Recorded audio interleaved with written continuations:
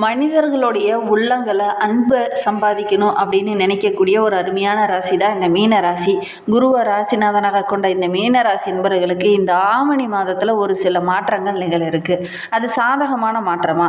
ஏன்னா நிறைய கஷ்டமாகவே போயிட்டுருக்கிற ஒரு லைஃப்பில் ஒரு சந்தோஷம் கிடைச்சிராதா அப்படிங்கிற ஒரு ஏக்கத்தோடு இந்த காலகட்டத்தில் இருப்பீங்க. ஏன்னா மனதுக்குள்ளே அவ்வளோ வருத்தம், அவ்வளோ கஷ்டம். போகிற இடத்துலலாம் பார்த்திங்கன்னா ஒரு சில இடைஞ்சல்கள். ஏன்னா ஜென்மசனியோட பிடியில் இருந்து நிறைய இன்னல்களையும் பிரச்சனைகளையும் அனுபவிச்சுட்டு இருக்க உங்களுக்கு இந்த ஜென்ம சனி பகவான் இந்த காலகட்டத்தில் வக்கரகமாக இருக்கக்கூடிய இந்த காலகட்டம் நம்மளுடைய மீன ராசிக்கு ஒரு பொன்னான காலகட்டம். குறிப்பாக இந்த ஆவணி மாதம் 15க்கு அப்புறம் பார்த்திங்கன்னா நம்மளுடைய மீன ராசி என்பவர்களுக்கு ரொம்ப யோகமான கிரக அமைப்பு அப்படின்னு சொல்லலாம். அது எந்த வகையில் யோகம், எந்தெந்த கிரகங்கள்லாம் உங்களுக்கு சாதகமாக இருக்குது, எந்தெந்த கிரகங்கள்லாம் உங்களுக்கு பாதகமாக இருக்குது, எந்த விஷயத்தில் நீங்கள் கவனமாக இருந்தீங்கன்னா நல்ல ஒரு முன்னேற்றத்தை எதிர்பார்க்கலாம் அப்படிங்கிறத தொடர்ந்து இந்த வீடியோவில் ரொம்ப விளக்கமாக சொல்லியிருக்கோம்.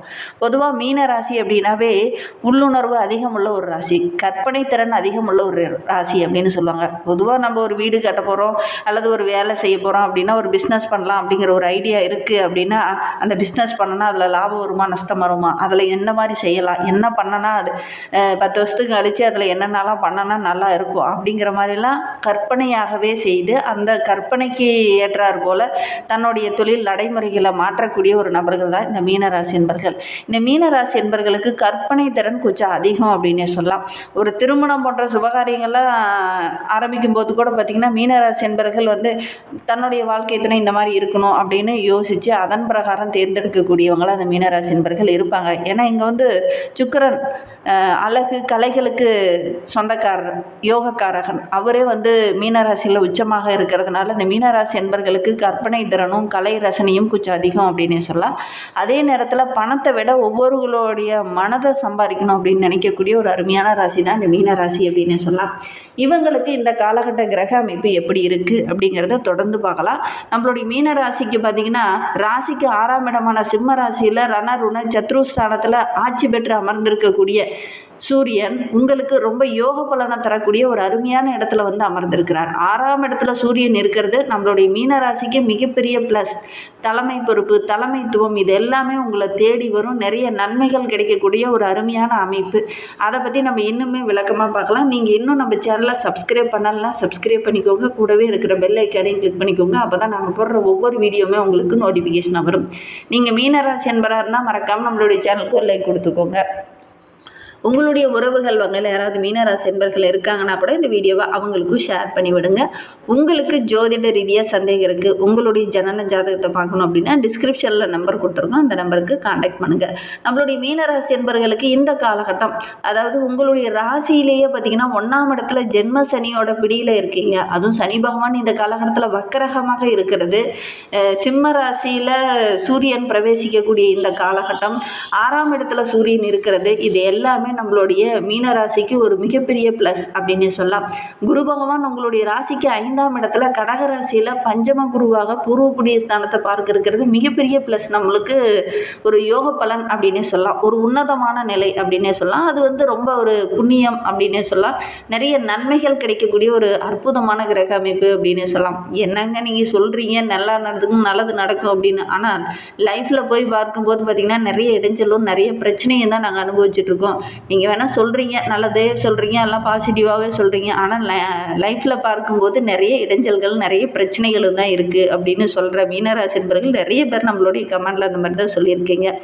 நம்ம முயற்சியை போடணும், விடாமுயற்சியோடு ஒவ்வொரு விஷயத்துலையும் இறங்கினோம்னா தான் ஒரு சக்ஸஸான ஒரு நிலையை அடைய முடியும். அதனால் இந்த காலகட்டத்தில் எல்லாமே நன்மையாக இருக்குது, எடுத்த உடனே எல்லாமே சக்ஸஸாக அமைஞ்சிச்சுன்னா நமக்கு அதோடைய அருமை என்னன்னு தெரியாது இல்லையா? அதனால் இந்த காலகட்டத்தில் ஒரு சில தடைகள் பிரச்சனைகள் வரத்துக்கான சாத்தியக்கூறு இருக்குது. ஏன்னா ஜென்மசனியோட பிடியில் இருக்கும்போது உழைப்புனா என்ன, பணம்னா என்ன, அதோடைய அருமைனா என்ன அப்படிங்கிறது அந்த சனி பகவான் நம்மளுக்கு உணர்த்துவதற்காக தான் 2.5 ஆண்டு காலம் ஒவ்வொரு ராசியிலையுமே பயணிச்சிட்டு இருக்கிறார்.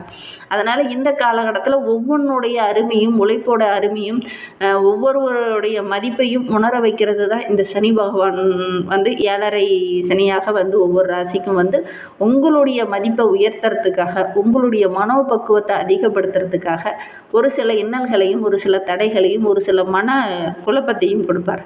அதிலிருந்து ஒரு வெளியில் வரும்போது பார்த்திங்கன்னா நல்ல ஒரு சாதனையாளராக, எவ்வளோ பிரச்சனை வந்தாலும் அதை சரி பண்ணக்கூடிய அந்த மனோதிடம் உள்ளவங்களாக நீங்கள் வர முடியும்.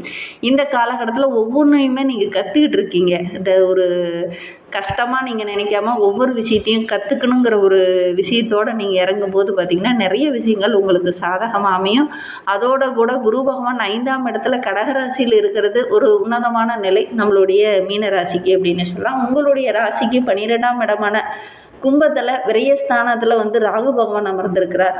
அதோட கேது 6ஆம் இடமான சிம்ம ராசியில் சூரியனோடு இணைந்திருக்கிறார். இந்த காலகட்டம் கொஞ்சம் குழப்பமான மனநிலை தான். ஏன்னா கேதுவும் சூரியனும் இருக்கும்போது ஒரு சில விஷயங்களில் பார்த்திங்கன்னா கொஞ்சம் குழப்பம் தென்படும். இருந்தாலும் சனி பகவான் உங்களுக்கு வக்ரக சனியாக இந்த காலகட்டத்தில் இருக்கிறதுனால பெருசாக பாதிப்போ இடர்பாடோ எதுவும் ஏற்படாது. குரு பகவான் எல்லா பிரச்சனையிலிருந்தும் உங்களை காப்பாற்றுவார்.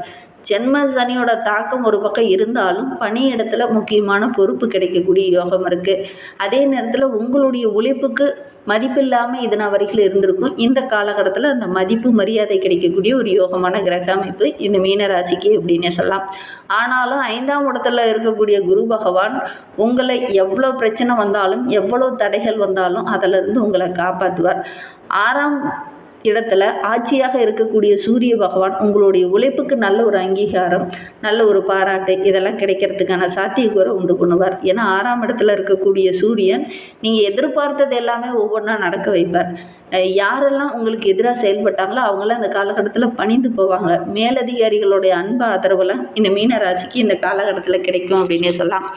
வியாபாரம் செஞ்சிட்டு இருக்கக்கூடிய மீனராசி என்பவர்களுக்கு 6ஆம் வீட்டில் சூரியன் இருக்கிறது, அவரோட கேதுவும் இணைந்து இருக்கிறது. தொழிலில் எதெல்லாம் போட்டியாகவோ யாரெல்லாம் உங்களுக்கு எதிராகவோ செயல்பட்டாங்களோ அவங்களாம் தவிடுபடியாகக்கூடிய ஒரு யோகமான கிரக அமைப்பு இந்த மீனராசிக்கு அப்படின்னு சொல்லலாம். வியாபாரத்தில் புதுசாக யுக்திகளை பயன்படுத்துவீங்க. அந்த புது யுக்திகள் பார்த்திங்கன்னா உங்களுக்கு வெற்றியாகவும் நல்ல லாபகரமாகவும் நல்ல சாதகமாகவும் அமையக்கூடிய யோகமான கிரக அமைப்பு அப்படின்னு சொல்லலாம். 5ஆம் இடத்துல குரு இருக்கிறது புதிய முதலீடு செய்யும் போது நல்ல வருமானம் ஈட்டக்கூடிய அமைப்பு. பெரிய விஐபிகளுடைய அறிமுகம் இந்த காலகட்டத்தில் கிடைக்கும். அவங்களுடைய அறிமுகத்தின் மூலிமா ஒரு சில விஷயங்களை நீங்கள் வழி நடத்துவீங்க. அதன் மூலிமா நல்ல லாபமும் ஒரு சாதகமான பலனும் இந்த மீன ராசிக்கு இந்த காலகட்டத்தில் கிடைக்கும் அப்படின்னு சொல்லலாம். அதே நேரத்தில் இந்த ஆவணி மாதம் 15க்கு பிறகு பார்த்திங்கன்னா எடுக்கிற காரியங்கள் எல்லாமே உங்களுக்கு சக்ஸஸாக அமையும் இந்த மீன ராசிக்கு அப்படின்னு சொல்லலாம். பொருளாதார நிலையை பார்க்கும்போது பஞ்சம குரு 5ஆம் இடத்துல இருக்கிறது அவருடைய முழு பார்வையும் உங்களுடைய ராசியில் பதிகிறதுனால பொருளாதாரத்தில் நல்ல ஒரு முன்னேற்றத்தை எதிர்பார்க்கலாம். ஒரு சிலர்லாம் ரொம்ப நாளாக ஒரு புதிய வாகனம் வாங்கணும் அப்படின்னு ஆசைப்பட்டுட்டு இருந்திருப்பீங்க. அந்த புதிய வாகனம் வாங்கக்கூடிய யோகம் இருக்குது. உங்களுடைய ராசிக்கு 2ஆம் இடமான லாபஸ்தானத்தில் குரு இருக்கிறதுனால பண வரவில் எந்த தடையுமே இருக்காது.